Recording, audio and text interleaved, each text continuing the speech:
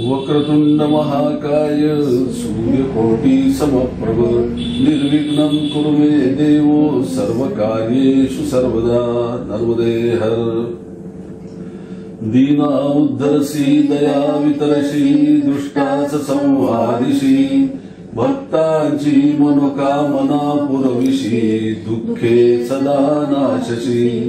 ऐसी कीर्ती असे तुझी त्रिभुवनी दे सर्व कामी जय। अंबे तू मम पाठीशी जर उभी माते कशाचे भय। जी जी वस्तू दिसे अनेक विलसे भासे तिथे तू वसे। ऐसी दे मज दिव्य दृष्टी जननी लागो मला तव पिसे। रात्रंदीन तुझ्या मनोज्ञ स्वरूपी लागो मनाची लय। अंबे तू मम पाठीशी जर उभी माते कशाचे भय। धर्मज्ञान नसे मला किमपि तंत्रज्ञ मी नसे। विद्या बुद्धी नसे कला ही नसे बुद्धी जराही नसे।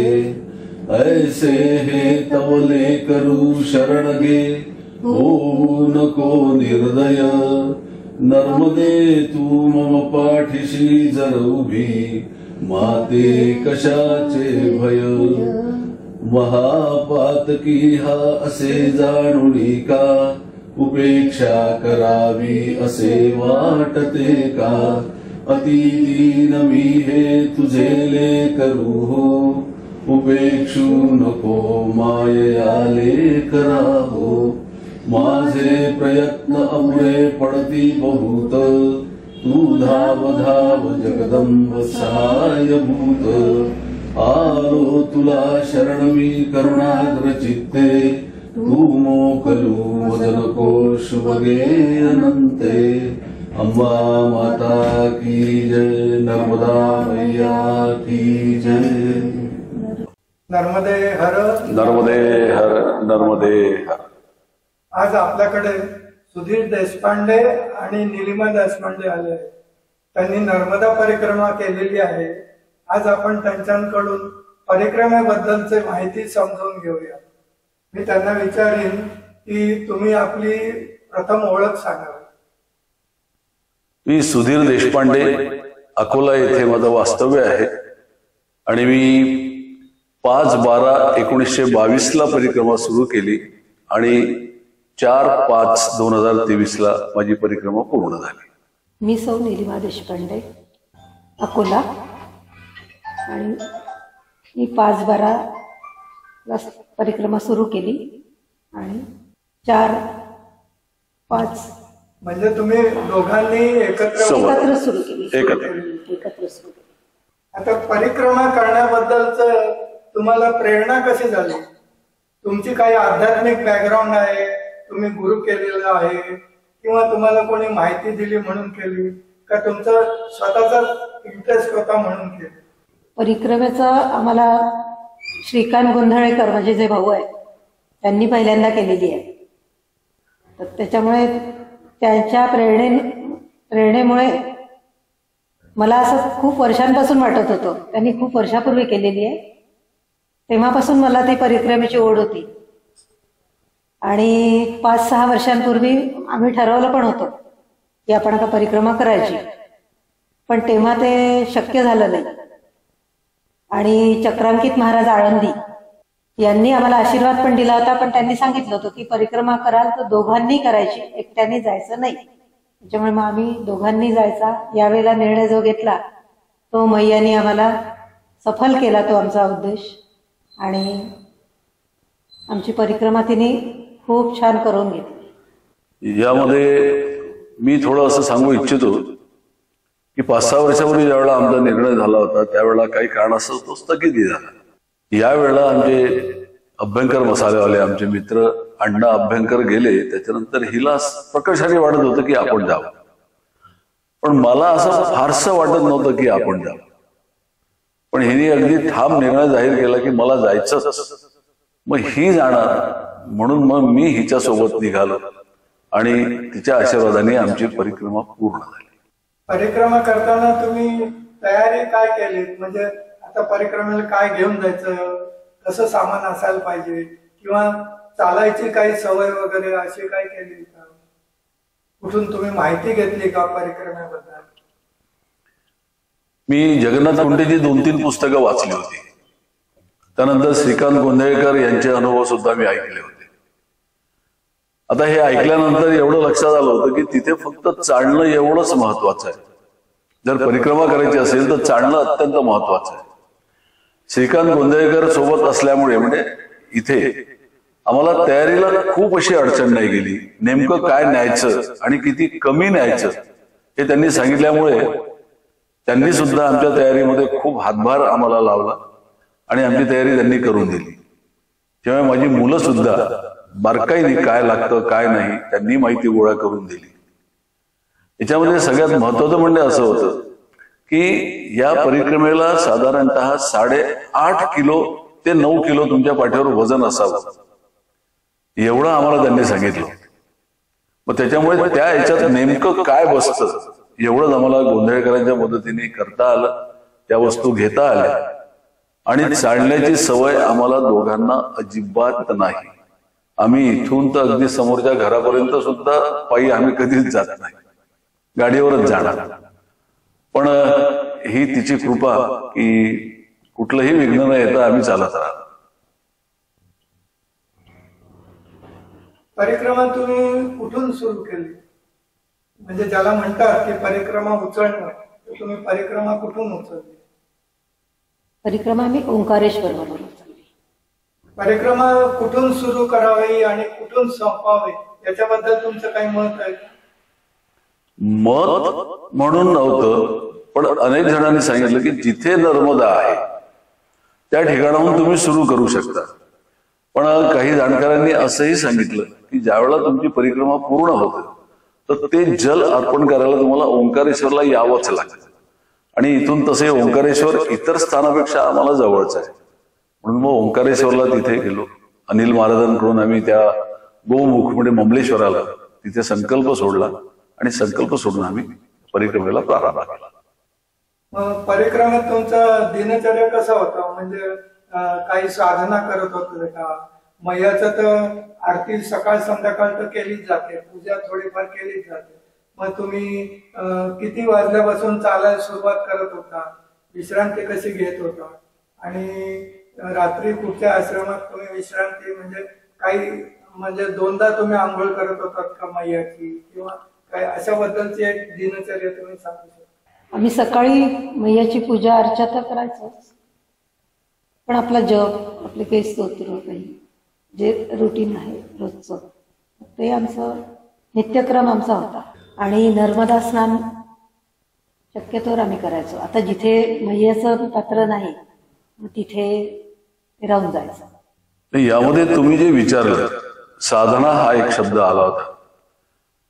थोडं या ठिकाणी मी म्हणजे सांगू इच्छितो की ज्या वेळेला तुम्ही व्रतस्थ होता म्हणजे संकल्प आम्ही ज्यावेळेला सोडतो त्यावेळेला ते महाराज तुम्हाला काय करायचं आणि काय करू नये याच्या सूचना देतात.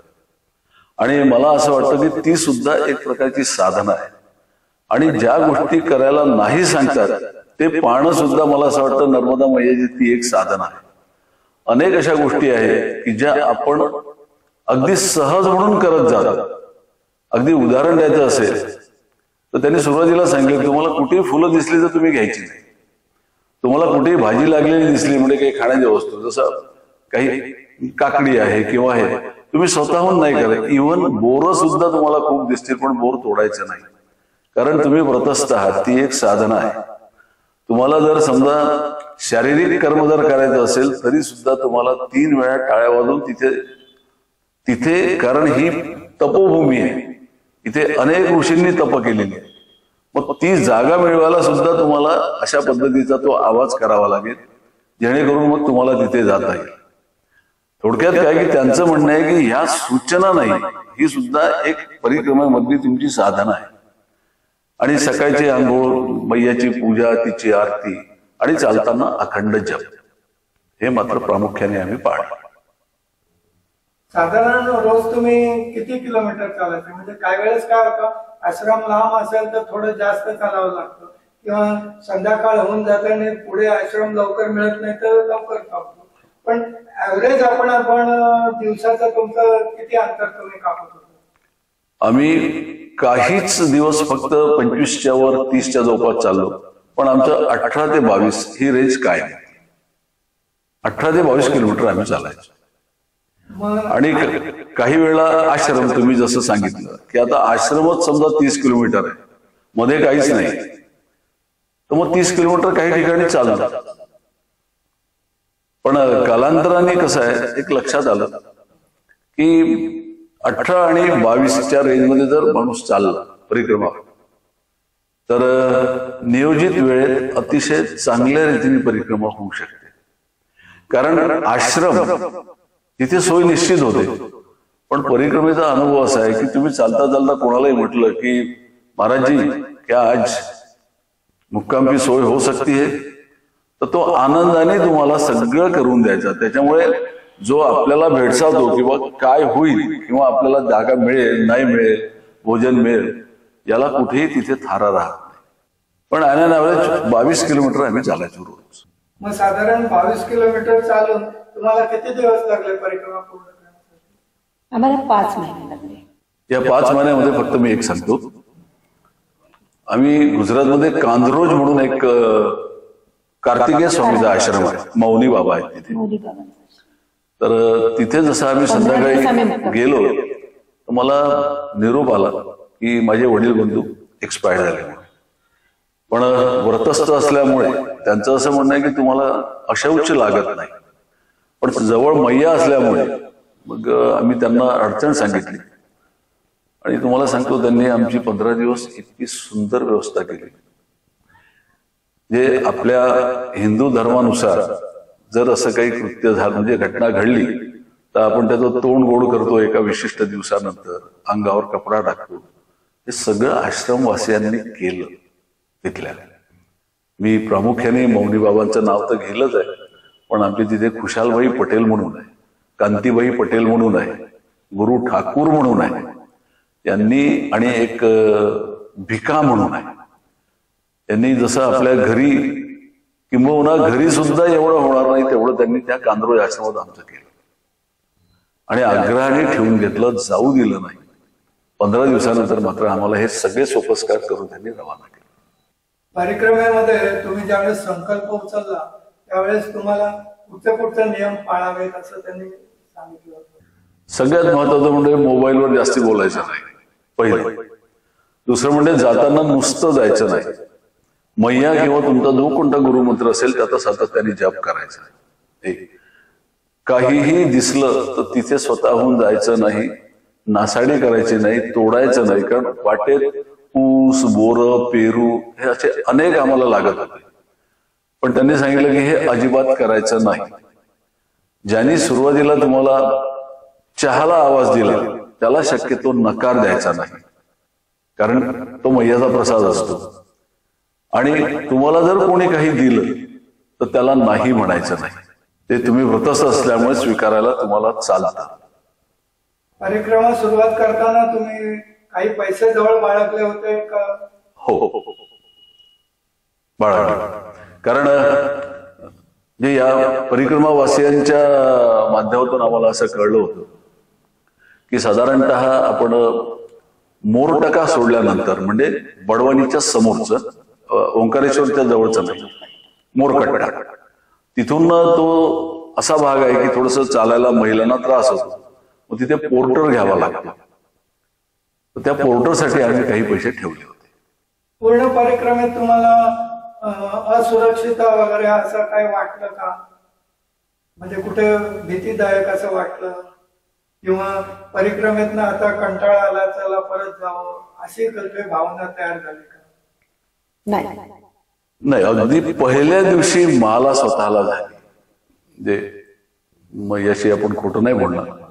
कारण काय झालं की बाकी सगळेजण मोर टाक्याला जाताना रस्त्याने जातात, आम्ही दोघं रस्त्याने गेलो नाही, आम्ही गेलो काठाने.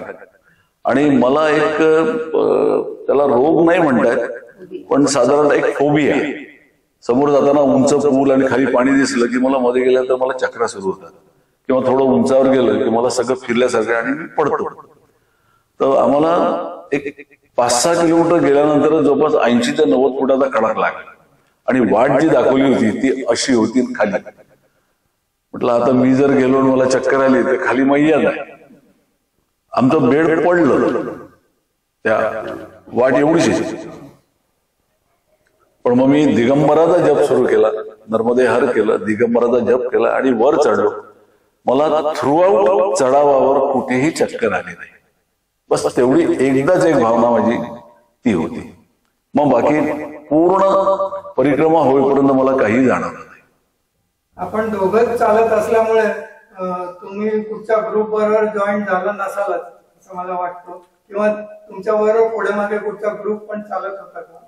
होते, काही जण आम्हाला भेटले, जसं पुण्याचे आम्हाला 2-3 भेटले. मग ते हळूहळू काय होतं, ओळखी व्हायच्या, मग सोबत जायचं आणि एका विशिष्ट अंतरानंतर मग जो तो आपापल्या मार्गाला लागायचा. आम्हाला बडवानीपासूनच मिळालं तोपर्यंत. मग जे बडवानी पुण्याचे हे भेटत गेले सुटत गेले.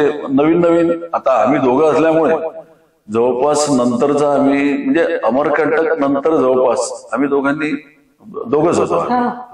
महाराजपूर पासून. परिक्रमेत तुम्हाला काही अनुभूती आल्यासारखं वाटलं का, किंवा काही संकट पण तुम्हाला आल्या, म्हणजे आता अंधार पडलाय किंवा रस्ता चुकलाय असे काही अनुभव आले? हो.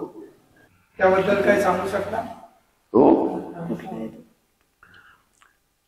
संकट आली म्हणण्यापेक्षा कसं आहे, ते संकट होतं याची आम्हाला जाणीव नव्हती. पण प्रत्यक्षात ज्यावेळेला घडलं त्यावेळेला असं वाटलं होतं की काहीतरी तिकडनं आम्ही, मला वाटते अंडिया की उंडिया नावाचं एक आहे, तिथून जाताना एक हिरापूर नावाचं गाव लागतं आणि सिद्धवती नदीचा तिथे संगम. तर तिथे एक आश्रम सुद्धा आहे वर. तर आम्ही पहिले त्या आश्रमात गेलो, पण त्याला मोठं कुलूप होतं. संध्याकाळचे 5 वाजले होते. म्हणून मग आम्हाला हिरापूर गावात जायचं होतं. तिथे राम जानकी मंदिरामध्ये परिक्रमावाल्यांची सोय होती. तर जसं आम्ही त्या सिद्धवती संगमात एवढंच पाणी होतं, म्हणजे अगदी घोट्यापर्यंत ज्याला आणि इथून तर तुमच्या इतकं अंतर आपण जेवढं बसलो. त्याच्यानंतर आम्ही त्यावेळेला सोबत 4 जण होतो, मी, ही आणि राजपूत म्हणून होते नंदुरबारचे आणि प्रशांत चितळे पुण्याचे. आम्ही चौघांनी एका वेळा ज्यावेळेला गेलं तर अतिशयोक्ती नाही, म्हणजे विश्वास नाही बसणार अनेकांचा, पण घोट्याच्या वरपर्यंत आमचे सगळे पाय चिखलात गेले. आम्हाला काहीच करता येत नाही. आणि ती आपल्याला जो दंड असतो आपल्याजवळ, तो सुद्धा असा पूर्ण आतमध्ये जायचा. फक्त नशिबाचा भाग एवढाच होता माझा की कुठेतरी एक वीट म्हणा, दगड म्हणा असल्यामुळे मी त्याच्या आधाराने उभा. बरं, आम्ही सगळे फसलो असल्यामुळे कोणीच कोणाला मदत करू शकत नव्हतं. आणि मग थोडस चित्त विचलित झालं आणि नर्मदे हर आम्ही पुकारा केला. म्हणजे मला खरं आनंद वाटतो सांगायला की नर्मदा मैया कशी आणि केव्हा कोणत्या वेशात येईल सांगता येत नाही. हे अनुभवलं असल्यामुळे मी सांगू शकतो. कदाचित ऐकणाऱ्यांचा विश्वास बसणार नाही.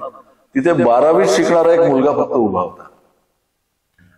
त्याने जसं ऐकलं तो आला, त्यांनी आम्हाला हात देऊन बाहेर काढलं.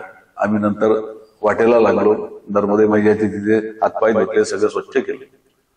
आम्हाला 2 दिवसानंतर लक्षात आलं की आपण पाय टाकला तर आपला पाय गेला. त्यांनी आपल्याला 4ही जणांना बाहेर काढलं. याचा साधा अंगठा सुद्धा चिखलात नाही गेला 2 दिवसानंतर. आणि गंमत अशी आहे की आम्ही हे सगळं करून ज्यावेळेला गेलो त्यावेळेला अंधार पडायला सुरुवात झाली होती. आणि परिक्रमेचा नियम कसा आहे, सूर्यास्त झाल्यानंतर आपल्या सूर्योदय झाल्यानंतर निघायचं आणि सूर्यास्तापूर्वी गंतव्यस्थानावर पोहोचायचं. आता इथे काय झालं की हा वेळ गेल्यामुळे अंधार झाला, वाट सापडेल.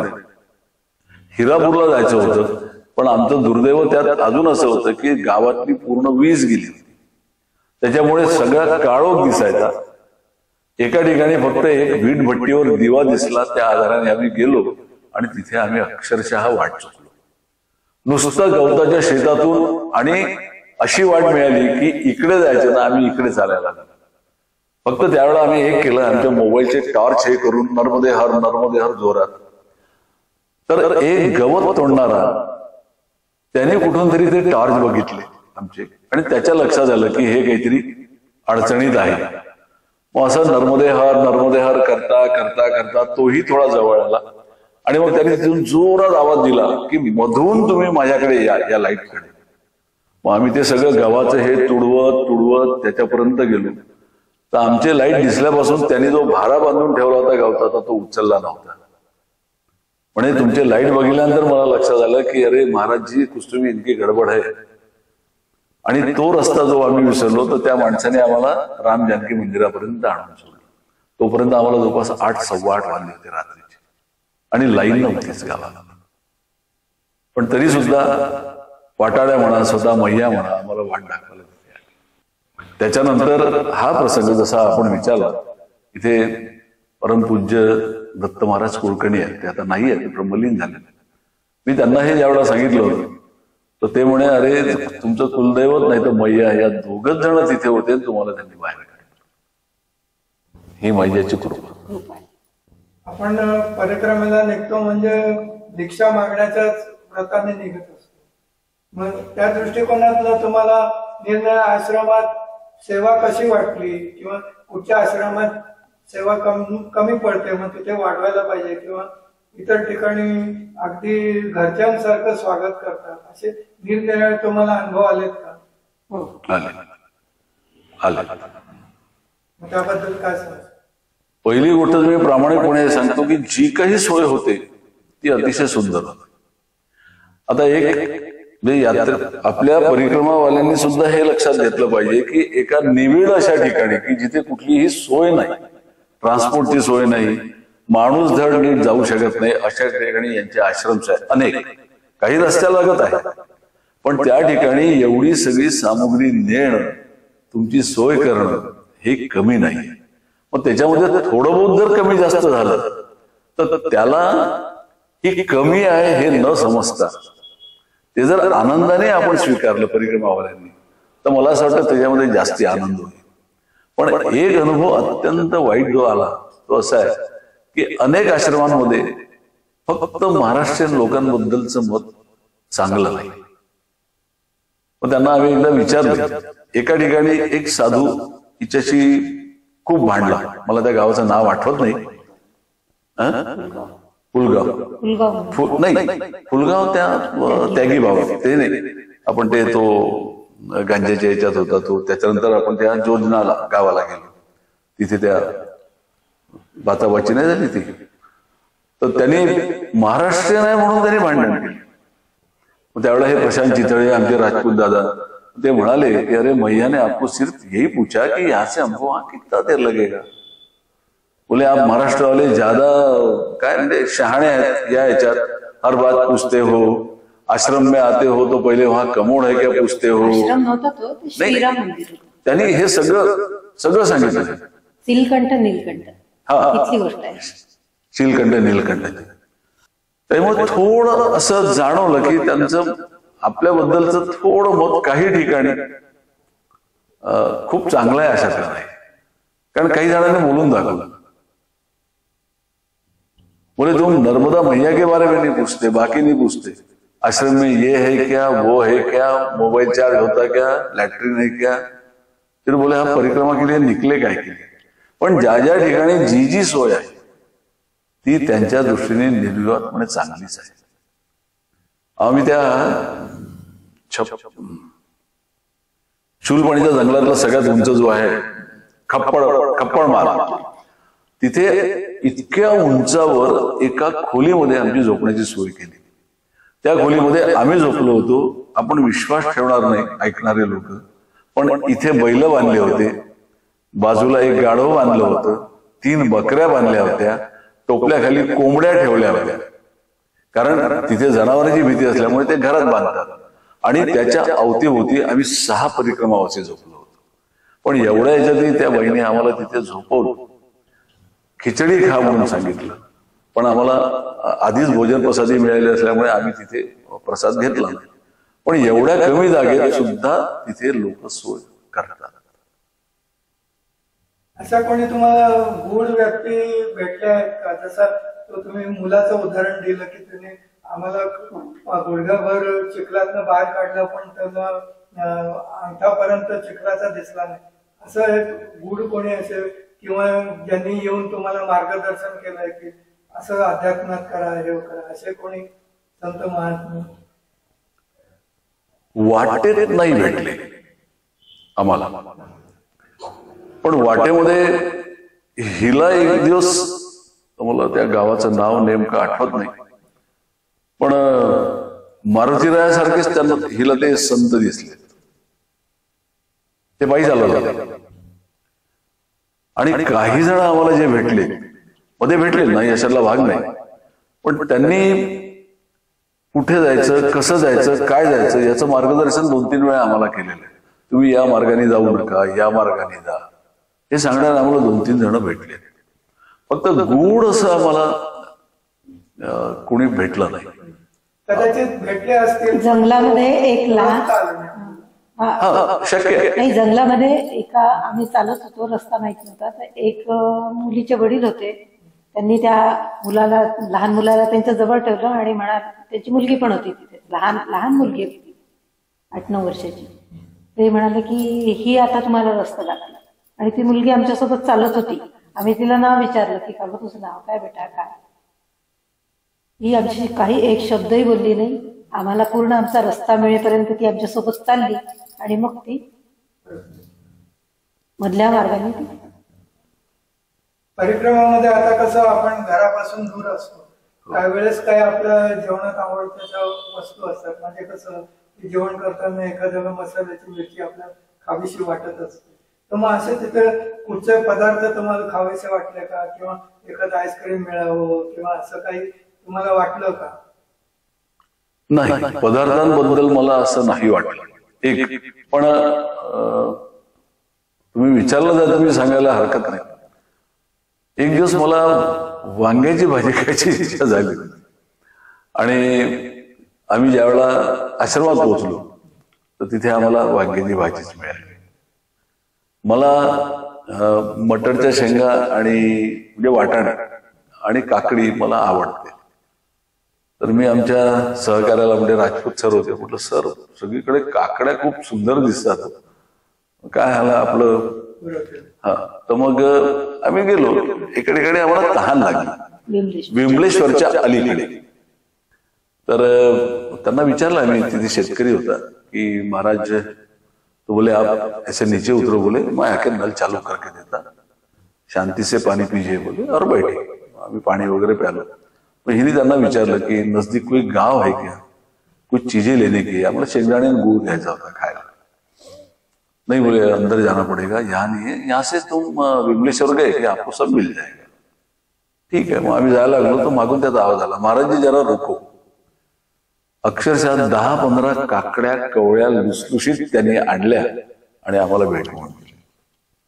अर्ध्या तासापूर्वी आमच्या दोघांचं बोलणं झालं होतं की सर काकड्या खूप सुंदर दिसतात आहे. थोडक्यात कसं आहे की जर अशी इच्छा कोणत्याही यात्रेकरून परिक्रमावाल्याची झाली तर मला असं वाटतं नर्मदा मैया त्याच क्षणी पूर्ण करते. शेवटी तिला मैयाच म्हणतात. आणि हा अनुभव मी 2 वेळा घेतला. एकदा मी तुम्हाला वांग्याच्या भाजीचं सांगितलं आणि हा काकडीचा. फक्त मटर तर मी याच्यासाठी नाही सांगितलं, मी मटर एका ठिकाणी मी विकत घ्यायला गेलो, पण त्या भाजीवाल्याने किती पाहिजे घेऊन जा, पण आम्ही पैसे घेणार नाही असं. तुम्हाला परिक्रमेत चालताना कोणी दक्षिणा वगैरे दिलेली? हो, भरपूर दिली.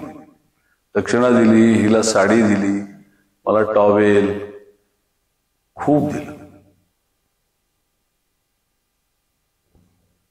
फक्त आम्ही ते जे मिळत गेलं ते आश्रमातच जे कोणी गरज असेल त्यांना द्यायला गेलो. आता ब्लँकेट इतके मिळाले, आणूनही काही करायचं नाही, म्हणून मग जिथे जिथे आहे तिथे आम्ही ते सगळे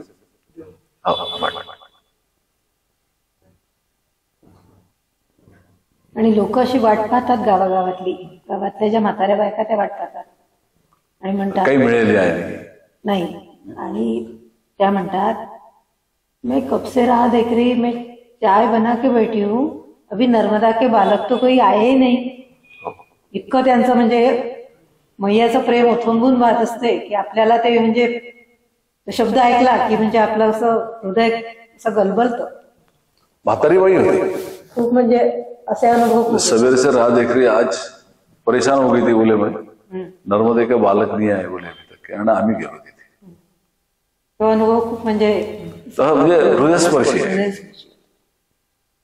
तिथल्या लोकांमध्ये म्हणजे भावना अशी आहे की आपल्या इथे कसं शेजार धर्म पण आपण पाळायचा कंटाळा करतो, पण तिथे कोणी अनोळखी नसतील, कोणी असतील तरी त्यांची सेवा करण्याबद्दल त्यांच्यात जास्त माणुसकी आपुलकी आहे. त्याबद्दल काय सांगणार? याचं उत्तर थोडक्यात मी कणकुडी याच्यामध्ये दिली. मग परिक्रमा पूर्ण झाल्यानंतर तुम्हाला कसं वाटलं, म्हणजे काय तुम्हाला अनुभव आले, म्हणजे परिक्रमेचं नंतर फलित काय आहे तुमचं? फलिताचा विचार करा तर ज्या उद्देशाने आपण सुरू केलं होतं ते साध्य झाल्याचा आनंद निर्विवादपणे होता. पण ज्या दिवशी परिक्रमा म्हणजे आम्ही ओंकारेश्वरला परत आलो आणि मी जसं झोपायला गेलो तर मला पहाटे म्हणजे सकाळी 7 पर्यंत माझा डोळा लागला, मला झोपच नाही आली. त्यावेळेला असं वाटत होतं की एक स्वप्न आपण म्हणजे बघितलेलं आहे आणि ते स्वप्न आता संपलेलं आहे. कारण एवढी 5 महिन्याची मध्यंतरी जे साधारणतः 1-1.5 महिन्यानंतर अशी स्थिती आली होती की परिक्रमा बंद करावी लागते का, अशीही स्थिती आली. पण परत तिने आम्हाला याच्यातून तारलं, पुढे आमची परिक्रमा पूर्ण झाली. पण काहीतरी आपण साध्य केल्याचं नाही, पण निदान आपलं जे साध्य आहे तिथपर्यंत जाण्याचा प्रयत्न आपला यशस्वी ठरला याचा आनंद निश्चित झाला. साध्य तर पूर्ण साधल्या गेलेलंच नाहीये, कारण त्या दृष्टीने कुठेतरी आपण कमी पडतो. म्हणून अन्यथा ते जर सगळं आपण मनाशी ठेवून गेलो असतो किंवा तसं वागलो असतो तर कदाचित वेगळं चित्र दिसू शकत होतं. पण ज्या मार्गाने आपल्याला जायचं आहे आपण तो पूर्ण करू शकलो याचा आनंद निश्चित आणि निर्विवाद की जो असा व्यक्त नाही करता येणार. आणि मला वाटतं हा काळ जो आहे 4-5 महिन्यांचा आम्हाला लागला, तर हे म्हणजे दिवस खूप कमीच पडतात. आपल्याला जर राहायचं असेल तिथे म्हणजे साधनेसाठी तर अगदी राहावंच लागेल. म्हणजे जी 12 वर्षाची आहे म्हणतात काही खोटं नाहीये. आपण जे मैयाच्या प्रेमात पडतो ते मला असं वाटतं वर्षानुवर्ष तिच्या सान्निध्यात आपण राहिलो तरच आपल्याला समाधान मिळू शकेल असं वाटतं. 3-13 हा उपयुक्त आहे. म्हणजे परत जर तुम्हाला परिक्रमा करायचा संधी मिळाली तर तुम्ही परिक्रमा करायची इच्छा आहे का? हो नक्कीच. अगदी. आणि मैयाला प्रार्थना आहे की तो क्षण लवकर येऊ द्यावा. आमच्या सोबत जे साबळे म्हणून दादा होते ते आता परत परिक्रमेला गेले. संपूर्ण या कालावधीमध्ये आणि परिक्रमेमध्ये तुम्ही काय शिकलात किंवा तुम्हाला काय विशेष असं सांगायचं असेल तर तुम्ही नमूद करा. थोडं कन्क्लुडिंगला आलो ना आपण.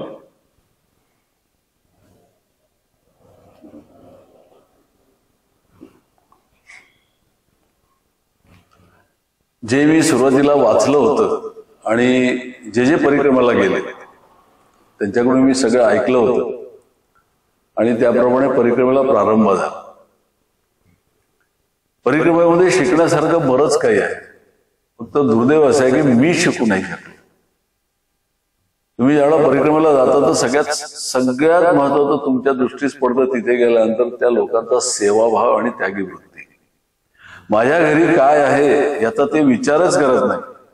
महाराज जी भोजन किए बगैर नहीं जाने का, जलपान किए बगैर नहीं जाने का. वास्तविक हे म्हणण्यामध्ये त्यांचा जो एक त्याच्यामधला भाव असतो तो भाव निश्चितपणे आपल्यामध्ये नाही. दुसरे म्हणजे त्यांची सेवा करण्याची पद्धत जी आहे, असं दार्शनिक ज्याला आपण म्हणतो किंवा तोंड लेखल्यागत आपण बोललो असं म्हणतो, असं नाही. एखादा निर्धन जर असेल ना तर तो इतक्या प्रेमाने म्हणतो कम से कम मेरे यहाँ जल तो पी के जाओ. म्हणजे काहीतरी परिक्रमावासियांना देण्याची किंवा ते परिक्रमावासी आपल्या घरी यावं, त्यांची सेवा आपल्या हातून घडावं, ही भावना त्यांच्या याच्यातून जाणवते. दुसरी गोष्ट अशी आहे की तुम्ही ज्यावेळेला संकल्प सोडता तुम्हाला अनेक त्यावेळेला ज्या सूचना मिळतात तुमच्या गुरुजींकडून, त्याचं सुद्धा पालन मी बघितलेलं आहे. परिक्रमेमध्ये अनेक लोक करत नाही. अगदी साधे 2च उदाहरण आहे, ऊस आणि बोर. हे कोणाला आणि हरभरा न विचारता तोडून गठ्ठा बांधून आपल्या सोबत घेऊन जाणारे सुद्धा परिक्रमावासी मी बघितलेले आहे. वास्तविक आम्हाला संकल्प सोडताना सांगतात की कोणाच्याही परवानगीशिवाय तुम्ही कशाच्याही याला हात लावायचा नाही. पण हे फार कमी बघायला मिळेल. तिसरी गोष्ट अशी आहे की ज्या वेळेला आपण असं म्हणतो की यांचा सेवाभाव खूप आहे, आपल्याला हा जमेल का?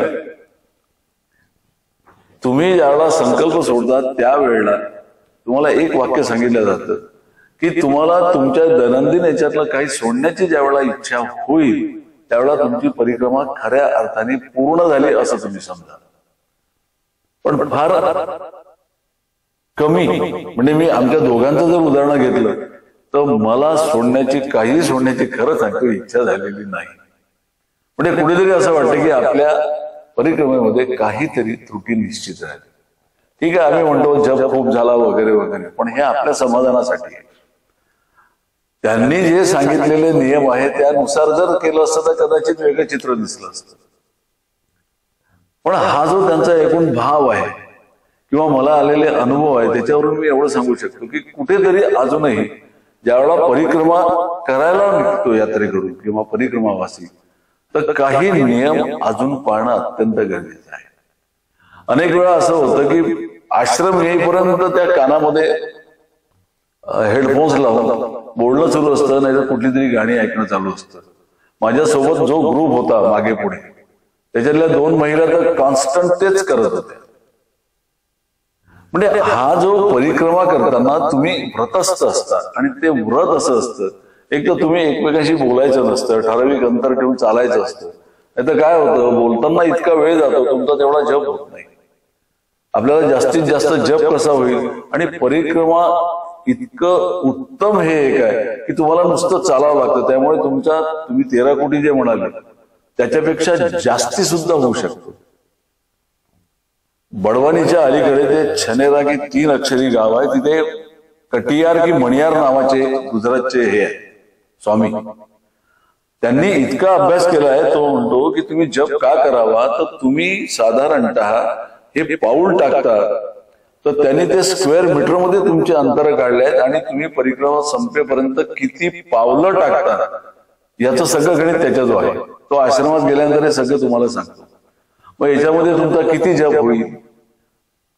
पण त्याचंही हे म्हणणं आहे की इथे त्या उद्देशाने फार काही आश्रमवाले असं म्हणतात की आता खूप सोयी झाल्यामुळे अनेक जणांना माहित आहे की राहण्याची सोय आहे, जेवणाची सोय आहे सगळी, त्याच्यामुळे एक उत्सुकता म्हणून ज्याला आपण क्युरिओसिटी म्हणतो असेही बरेच जण यायला लागले. काही जणांचा जो उद्देश आहे तो काही वेळा वेगळा सुद्धा आहे.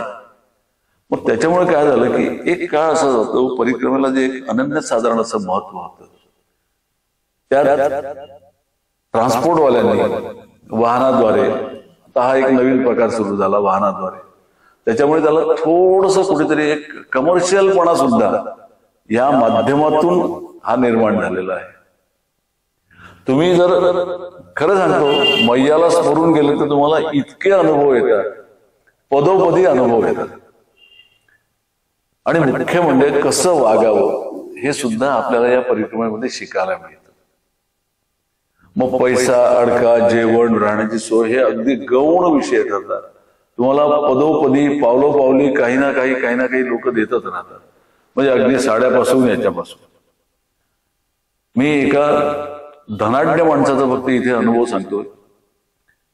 मला गावाचं नाव आठवत नाही, पण नर्मदापुरमच्या अलीकडे ज पासून काहीतरी गावाचं नाव आहे. आरती सोळंकी त्या बाईचं नाव आहे. त्या बाईने आम्हाला फोनवरून सांगितलं की तुम्ही माझ्या घरी मुक्कामी करा. मग आम्ही दोघे जण थांबलो. हा, जसलपूर. तर आणि तिच्या मुलाच्या लग्नासाठी बांधलेला बंगला तिने आम्हाला राहायला दिला. आम्ही दोघे जण त्या बंगल्यात, आणि बाजूलाच तिचं घर होतं. जेवण झाल्यानंतर ती 9:45च्या सुमारास आली आणि हिचे हातपाय दाखवत बसली. मग मी त्यावेळा व्हिडिओ लावला पुण्याला आणि मुलाला दाखवलं. म्हटलं बघ, भाव काय, सेवाभाव इथे पाहायला मिळतं. मग ती बाई गेली. नंतर मी मुलाला सांगितलं, तिच्या समोर म्हणजे अंगणामध्ये तिच्या स्वतःच्या 3 कार, 3 त्याला काय म्हणतात, ट्रॅक्टर तर 4 होते,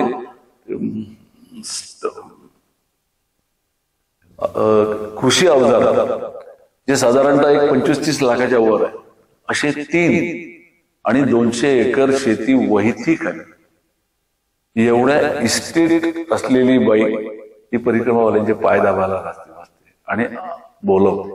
म्हणजे सेवाभाव ज्याला आपण म्हणतो तो काय आहे आपल्याला हे तिथे गेल्यानंतर कळतं. आणि अक्षरशः नतमस्तक व्हावं असा त्यांचा भाव आहे. त्याच्यामुळे निघाल्यापासून तर येईपर्यंत नर्मदा मैया इतके सुखद आणि चांगले अनुभव देते की कायमस्वरूपी ते तुमच्या आठवणीत राहतात. तुम्हाला असं कुठेही एकांतात बसल्यानंतर समजा आपल्याला असं आठवलं तर सगळं असं आठवत जातं. अरे, म्हणजे ज्यावेळेला मांडवगड आणि तिथून आम्ही खाली उतरायला सुरुवात केलं तर असं लक्षात आलं की हिला कठीण आहे चालायला. म्हणजे पडलं तर कपाळ मोक्ष, नाही तर फिजिकली हँडिकॅप, पण तिथून सुद्धा ही अगदी सही सलामत आली. एक गुजरात मधलं शेवटचं टोक आहे, क पासून नाव आहे त्या गावाचं, त्याच्या अलीकडे कवाड. मी मुलांना फोन केला की तुमच्या आईला घेऊन जा, कारण तिचा गुडघा प्रचंड सुजला होता. रोज तेल लावायला माणूस असायचा. म्हणजे इतकी सेवा, दाबून देणारे, मसाज करणारे, तेल लावणारे. मग शेवटी हिला परत करण्याचा निर्णय घेतला. तर आमचे लोक म्हणाले सोबतीचे, म्हणे पाय तुटेल पण परिक्रमा, मग निर्धार केला की नाही, परिक्रमा करायचीच. आणि तिच्या कृपेने आम्ही या ठिकाणी सही सलामत आणि छान आनंदात आलो. अशीच कृपा तिची केवळ आमच्यावरच नाही, संपूर्ण परिक्रमावासियांवर राहावी आणि त्यांना उदंड आयुष्य मिळावं, त्यांच्या आयुष्याची भरभराट व्हावी, अशी त्या नर्मदा मैयाच्या चरणी मी प्रार्थना करतो. देव तुम्हारे कई उपासक बड़ी दूर से आते हैं, सेवा में बहुमूल्य भेंट वे लाकर तुम्हें चढ़ाते हैं. मैं ही हूँ गरीब बनी ऐसी, जो कुछ साथ नहीं लाई. सेवा की विधि नहीं जानती, फिर भी नाथ चली आए. नहीं दान है नहीं दक्षिणा, झांकी का श्रृंगार नहीं. सेवा की विधि नहीं जानती, फिर भी नाथ चले आए. फिर भी नाथ चले आए. फिर भी नाथ चले आए. नर्मदा मैया की जय. नर्मदे नर्मदे